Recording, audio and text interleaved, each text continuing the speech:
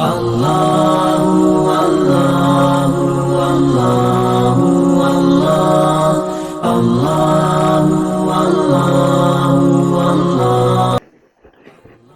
موسیٰ علیہ السلام نے کہا کہ میں اللہ کی پناہ چاہتا ہوں.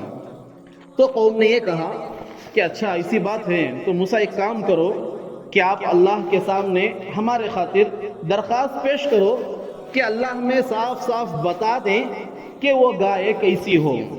یبین لنا ما ہی، وہ گائے کیسی ہو اللہ ہمیں صاف صاف طور پر بتلا دیں.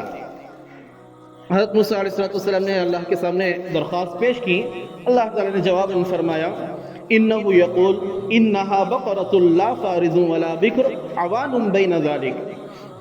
حضرت موسیٰ علیہ السلام فرماتے ہیں اللہ تعالیٰ سے ملاقات کے بعد اللہ تعالیٰ نے یہ فرمایا ہے کہ وہ گائے ایسی ہو جو نہ زیادہ بڑھی عمر کی ہو، بوڑھی بھی نہ ہو، ولا بکر اور بچی بھی نہ ہو، یعنی جوان تندرست ہو، جوان گائے ہوں. عوان بین ذالک، بڑھاپے اور بچپن کے درمیان کی ہو، یعنی جوان. فَفْعَلُوا مَا تُؤْمَرُونَ، حضرت موسیٰ اپنی قوم سے پھر کہہ رہے ہیں فَفْعَلُوا مَا تُؤْمَرُونَ، اللہ نے جس چیز کا تمہیں حکم دیا وہ کر گزرو، یہ زیادہ سوالات مت کرو. اللہ تعالیٰ نے یہاں پر ایک شرط رکھ دی کہ اللہ نے کہا تھا گائے ذبح کرنا، کوئی بھی گائے اٹھاتے ذبح کر دیتے، مسئلہ حل ہو جاتا، مگر نہیں، کھجانے کی عادت، چھیڑ چھاڑ کرنے کی عادت. یہاں پر انہوں نے چھیڑ چھاڑی کی. اللہ تعالیٰ نے پہلی شرط رکھی کہ بوڑھی گائے نہ ہو اور بچی بھی نہ ہو، بلکہ جوان گائے، اس کی قیمت بھی اچھی ہوتی ہے جوان گائے کی، اور جوان گائے عام طور پر کوئی بیچتا بھی نہیں کیونکہ اس کے کام کی چیز ہوتی ہے. تو اللہ تعالیٰ نے پہلی ایک سخت شرط رکھی کہ جوان گائے کو ذبح کیا جائے. پھر انہوں نے کہا کہ موسیٰ ایک کام کرو اور ایک بار ہماری خاطر اللہ کے سامنے درخواست پیش کر دو اور پوچھو کہ اللہ سے اللہ ہمیں صاف صاف بتلا دے کہ وہ گائے کس رنگ کی ہو. کیا ضرورت بنی اسرائیل کی مگر عادت نہ، ہر ایک بات میں کچھ نہ کچھ نکالنا، بال کی کھال نکالنا. پھر انہوں نے یہی سوال کیا. پھر حضرت موسیٰ علیہ السلام گئے، اللہ سے بات چیت ہوئی، پھر آ کر فرمایا یقول انہا بقرۃ صفراء فاقع لونہا تسر الناظرین. فرمایا کہ اللہ تعالیٰ فرماتے ہیں کہ وہ گائے زرد رنگ کی ہو، سخت زرد رنگ. پیلا رنگ جب زیادہ سخت ہو جاتا ہے یعنی اور اسٹرانگ رہتا ہے، یلو رنگ، تو وہ سننے کے رنگ کے قریب قریب ہو جاتا ہے. تو فرمایا اللہ تعالیٰ نے کہ صفرا، بہت زیادہ زرد رنگ کی ہو، سخت زرد رنگ کی ہو، پیلے رنگ کی ہو. فاقع لونہا، اس کی رنگت، اس کا رنگ تسر الناظرین، لوگوں کی آنکھوں کو بھاتا ہو، لوگوں کی آنکھوں کو خوش کر دیتا ہو، دیکھنے والا اس سے مسرت حاصل کر سکے. اتنا خوبصورت زرد ہو، پیلا ہو، مگر اتنا سخت زرد ہو کہ دیکھنے والوں کو وہ بھا جائیں، ان کی آنکھوں کو وہ اچھی لگے.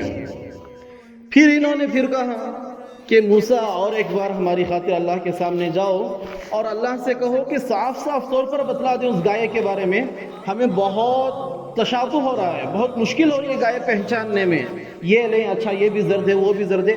اللہ سے کہو کہ اللہ کچھ اور کھول کر بیان کریں اس گائے کے بارے میں کہ اور کیا کیا صفتیں ہوں، تاکہ ہمیں چننے میں آسانی ہو جائے. پھر انشاءاللہ ہم صحیح راہ دیکھ لیں گے، ہم اس کام کو پورا کر لیں گے. لہٰذا انہوں نے پھر درخواست پیش کی تو اللہ تعالیٰ نے پھر کہلا بھیجا حضرت موسیٰ علیہ السلام کے ہاتھ سے. قال انه يقول انها بقرۃ لا ذلول تثير الارض ولا تسقي الحرث. موسیٰ علیہ السلام نے فرمایا کہ اچھا اللہ نے یہ کہا ہے کہ گائے ایسی ہو جس سے کبھی محنت نہ لی گئی ہو، جس سے کبھی محنت نہ لی گئی ہو. محنت کس طریقے سے؟ تثیر الارض، اس نے زمین کو نہ جوتا ہو، اس کے ذریعے سے یعنی ہل چلایا نہ گیا ہو، گائے نے زمین نہ جوتا ہو. ولا تسقی الحرث، اور نہ اس گائے کے ذریعے سے پانی پہنچانے کا کام کیا گیا ہو کھیتی میں. گائے کو پہلے کچھ نظام ہوتا تھا کہ گائے کو گھماتے تھے اور اس کے ذریعے سے پانی پہنچتا تھا. پرانے زمانے کے دیکھے ہوں گے کہ پانی گائے گھومتی رہتی ہے اور ایک چرخہ گول گھومتے رہتا ہے، اس سے پانی اٹھ کر نالے میں پڑتا اور نالی سے بہتا ہوا کھیتوں میں پہنچتا تھا. پہلے کے زمانے کا ایک نظام تھا. لہذا فرمایا کہ نہ اس نے زمین جوتا ہو اور نہ اس کے ذریعے سے پانی پہنچایا گیا ہو، یعنی اس سے کچھ بھی محنت نہ لی گئی ہو. جوان تندرست ہو، ایسی خوبصورت پیلے رنگ کی ہو کہ دیکھنے والوں کو بھا جائے، اور ساتھ ہی ساتھ اس سے محنت نہ لی گئی ہو، ایسی چن کر ذبح کی جائے. پھر آگے اللہ تعالیٰ نے فرمایا مسلمۃ لا شیۃ فیہا، صحیح سالم ہو جس کے اندر کوئی عیب نہ ہو، لا شیۃ فیہا یہاں تک کہ اس پر کوئی داغ دھبا بھی نہ ہو۔ بنی اسرائیل اپنے بار بار سوالات کی وجہ سے اور سخت گھیراؤ میں آتے گئے، اللہ تعالیٰ نے شرائط بڑھاتے رہے۔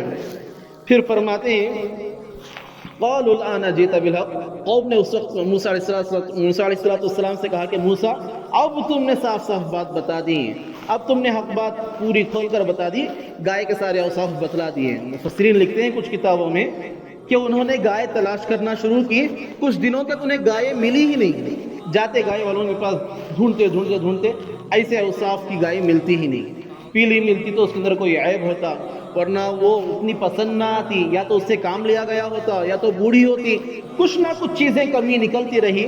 آخر فرماتے ہیں مفسرین کہ ایک شخص کے پاس وہ گائے ملی، اس نے اس کی بہت زیادہ قیمت بھی رکھی، یہاں تک کتابوں میں آیا ہے کہ اس نے کہا کہ اس گائے کو ذبح کرنے کے بعد اس کا جو چمڑا ہوگا اس چمڑے کو بھر کر مجھے سونا دینا ہوگا، تبھی میں گائے دوں گا، ورنہ تمہیں گائے نہیں دی جائے گی۔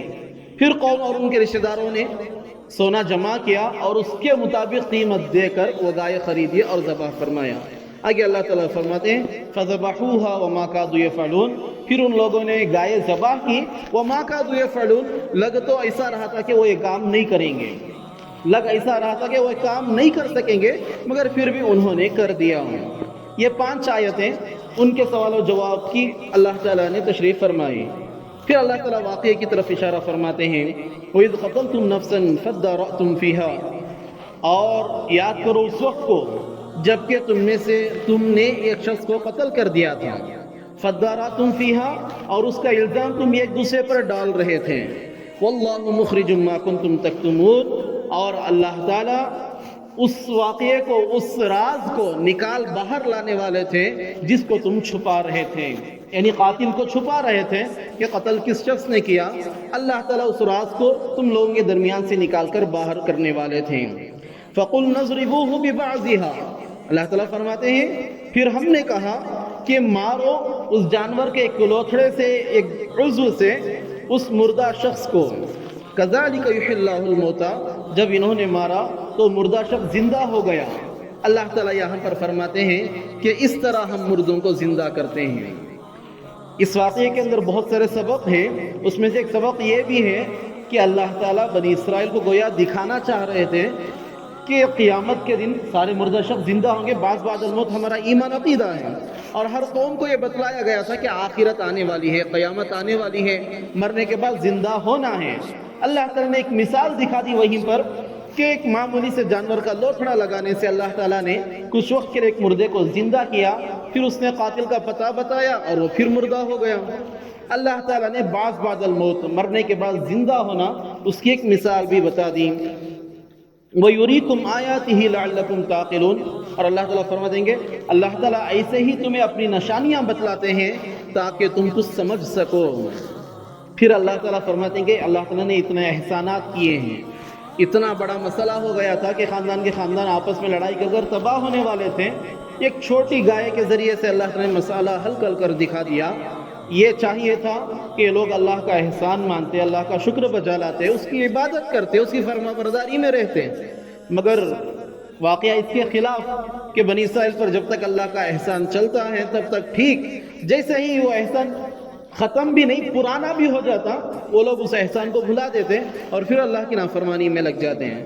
اللہ تعالیٰ فرماتے ہیں ثم قست قلوبکم من بعد ذلک، ان سب کے بعد بھی پھر بھی تمہارے دل سخت کے سخت ہی رہ گئے ہیں، تمہارے دل پتھر جیسے ہو گئے، فہی کالحجارہ او اشد قسوہ، پتھر جیسے نہیں بلکہ پتھر سے بھی زیادہ سخت، پتھر سے بھی زیادہ سخت تمہارے دل ہو گئے۔ کیوں؟ اللہ تعالیٰ آگے فرماتے ہیں وَإِنَّ مِنَ الْحِجَارَةِ لَمَا يَتَفَجَّرُ مِنْهُ الْأَنْهَارُ، پتھر بھی نرم ہوتے ہیں، کبھی کبھار ایسا بھی ہوتا ہے کہ پتھر سے نہریں پھوٹ پڑتی ہیں، کبھی کبھار ایسا ہوتا ہے کہ پتھر خود پھٹتا ہے اور اس کے اندر سے پانی نکلتا ہے۔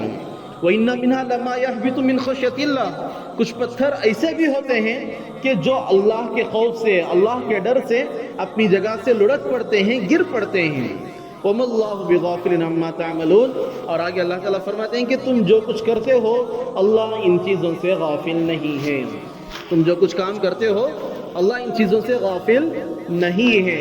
یہ ان 8 آیتوں کے اندر اللہ تعالیٰ نے مکمل واقعے کو بیان فرمایا ہے.